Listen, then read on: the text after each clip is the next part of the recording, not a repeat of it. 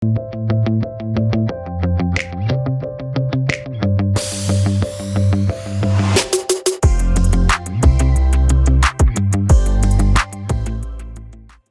to csun.edu/it/box.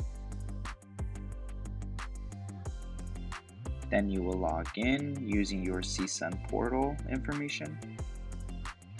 It will take you to CSUN box, upload the file, select the video,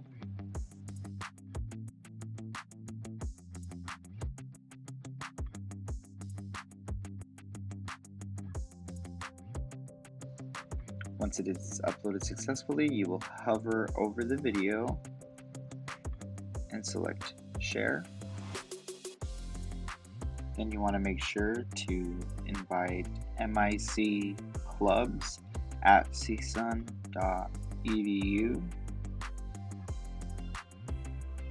Once you've done that, make sure to select invite as editor, and then go ahead and type your club or organization name in the message box and submit.